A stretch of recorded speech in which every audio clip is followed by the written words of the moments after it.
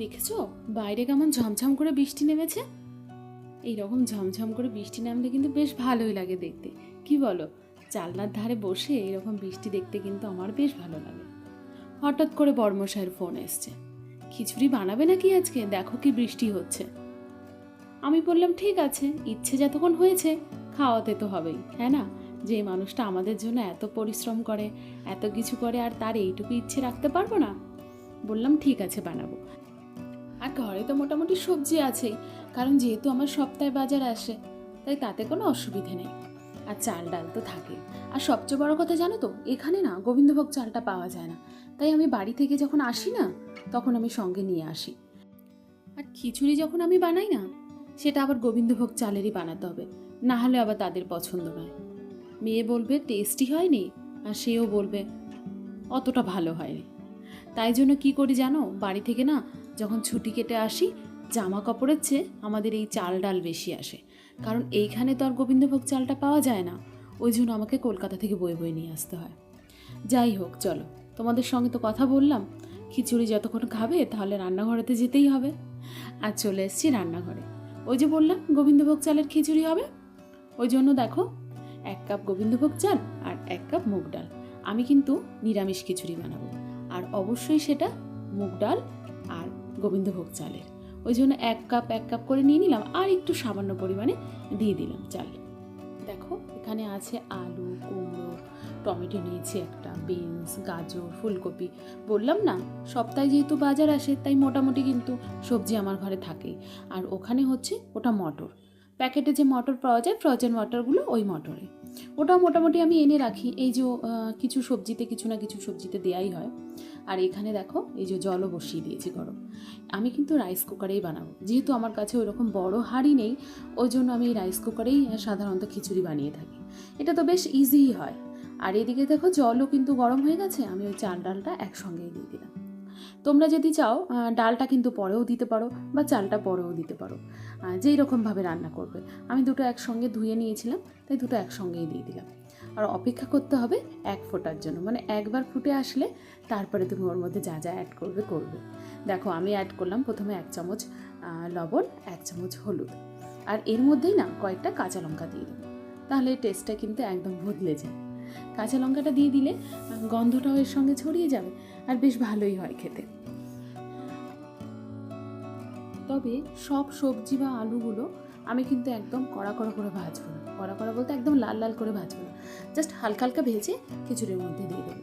আর আলুগুলো যেহেতু একটু বড় বড় সাইজের কেটেছি, ওই জন্য এগুলো একটু আগেই দিতে হবে, সেদ্ধ হতেও তো টাইম লাগবে। এদিকে দেখো আমার কিন্তু চাল ডালটা মোটামুটি সেদ্ধ হয়ে গেছে, তাই জন্য একটু মানে তাড়াহুড়ো করেই আমাকে আলুগুলো দিতে হলো। আর এবার দেখো এরকম এক এক করে সব সবজিগুলো ভেজে আমি খিচুড়ির মধ্যে দিয়ে দেবো। তোমরা কারা কারা আছো বলো তো, যারা এরকম বৃষ্টির দিনে খিচুড়ি পছন্দ করো? আমার ঘরে তো সবাই পছন্দ করে, বিশেষ করে আমার বরমশাই। আমারও বেশ ভালোই লাগে, মানে বানালে পরে তো খাওয়াই হয়। দেখো সবজিগুলো কিন্তু আমার সব ভাজা হয়ে গেছে, এবার এক এক করে এইরকমভাবে খিচুড়ির মধ্যে দিয়ে দেবো।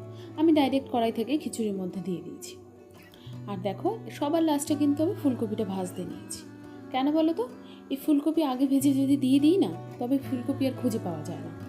এক তো এত নরম হয়, তারপরে লাস্টে খিচুড়ির মধ্যে আর ফুলকপি খুঁজে পাওয়া যায় না। আর দেখো এখানে আমি একটা টমেটো দিয়ে দিলাম, টমেটোটা ছোটো ছোটো টুকরো করে নিয়েছিলাম, ওর মধ্যে দিয়ে দিলাম। আর দেখো সব সবজিগুলো কিন্তু বেশ ফুটে উঠেছে।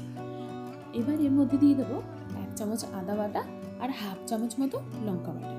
যেহেতু আমি আগে গোটা কাঁচা লঙ্কা দিয়েছি অনেকগুলো, ওই জন্য আমি 1/2 চামচ মতো কাঁচা লঙ্কা বাটা দিলাম। তোমরা চাইলে কিন্তু অনেকটা কাঁচা লঙ্কা ইউজ করতেই পারো, মানে অনেকটা কাঁচা লঙ্কার বাটা ইউজ করতেই পারো। আর দেখো সবজি, চাল ডাল বেশ ভালো রকমভাবে ফুটে উঠেছে। এবার এর মধ্যে ওই ফ্রোজেন মটরটা দিয়ে দেবো। মটরটা দেওয়ার পরই আমি যে ফুলকপিগুলো আগে থেকে ভেজে রেখেছিলাম, বললাম যেটা পরে দেবো, এবার সেই ফুলকপিগুলো দিয়ে দেবো। কারণ খিচুড়ির সব কিছুই সবজি, মানে সব সবজি যেগুলো আছে সেগুলো মোটামুটিভাবে সেদ্ধ হয়ে গেছে। এবার সামান্য পরিমাণে 1-2 বার আর একটু ফুটিয়ে নিলে ব্যাস তৈরি হয়ে যাবে খিচুড়ি। আর দেখো সব সবজি ফুলকপি যা ছিল মোটামুটি সব ভালো রকমভাবে সেদ্ধ হয়ে গেছে। এবার এর মধ্যে আমি না কিছুটা ঘি অ্যাড করব, যেটা হচ্ছে মানে তোমাদের পছন্দ অনুযায়ী তোমরা করতেও পারো, নাও করতে পারো। আর দেখো ঘরে আমার ছিল ইলিশ মাছ, তাই ভাবলাম খিচুড়ি যখন বানাচ্ছি তাহলে ইলিশ মাছ কটা ভাজাই করে নিই। হ্যাঁ না, ইলিশ মাছের সঙ্গে তো খিচুড়ি বেশ ভালোই লাগে। আর খিচুড়ি কিন্তু আমার রেডি হয়ে গেছে একদম। আর উপর থেকে সামান্য পরিমাণে একটু চিনি দিয়ে দেবো। আর দেবো যেটা আমার শাশুড়ি মায়ের কাছ থেকে শিখেছি, সেটা হচ্ছে ভাজা মশলা। এটা দিলে কিন্তু খিচুড়ি খেতে বেশ টেস্টি হয়। তোমরাও ইউজ করে দেখবে, বেশ ভালো লাগে। সব কিছু তো হলো। এবার যখন আমি ভিডিওটা এডিট করছিলাম তখন আমি একটা জিনিস এর মধ্যে খুঁজে পাচ্ছিলাম না, জানো তো, বেশ অবাক হয়ে যাচ্ছিলাম। সেই দিন তো খিচুড়ি বানানো হলো, খাওয়া হলো, কিন্তু জানো খিচুড়িতে আমি ফোড়ন দিতেই ভুলে গেছি। সেই দিন যখন আমরা খাচ্ছিলাম সেই দিন তো বুঝতে পারিনি। আজকে যখন আমি ভিডিওটা এডিট করছি তখন আমি ভাবছি ভিডিওতে ফোড়নের ভিডিওটা কোথায় গেল, সেটা তো দেখতে পাচ্ছি না। ও বাবা, আমি তো খিচুড়িতে ফোড়নই দিইনি। কিন্তু আমরা কেউ বুঝতে পারিনি। তার মানে কতটা আমাদের খিদে ছিল ভাবছো, বা বলতে পারো কতটা টেস্টি হয়েছিল। যাই হোক, কিছু করার নেই। আর খিচুড়ির সঙ্গে সেই দিন ছিল আমাদের বেগুন ভাজা, ইলিশ মাছ ভাজা, আর ছিল চাল কুমড়োর বড়া। চাল কুমড়োর বড়া বলতে চাল কুমড়োর পুর ভরা বড়া, মানে চাল কুমড়োর ভেতরে পুর দিয়ে, যেটা হচ্ছে সর্ষে বাটার পুর, সেটা দিয়ে তারপরে বেসনে ডুবিয়ে বড়া করা হয়েছে। এটা আমি আমার শাশুড়ি মায়ের কাছ থেকে শিখেছি। তবে ইচ্ছে আছে তোমাদের সঙ্গে এই রেসিপিটা শেয়ার করা, অবশ্যই শেয়ার করব। যাই হোক, তোমাদের কেমন লাগলো আমার এই ফোড়ন ছাড়া খিচুড়ি? যেমনই লাগুক না কেন, ভালো বা মন্দ, সেটাই কমেন্টে জানিও, তবে আমি খুব খুশি হব। চলো তাহলে, আবার দেখা হবে তোমাদের সঙ্গে নেক্সট কোনো ব্লগ ভিডিওর সঙ্গে বা নেক্সট কোনো রেসিপিতে। তোমরা সবাই খুব ভালো থেকো, সুস্থ থেকো। টাটা।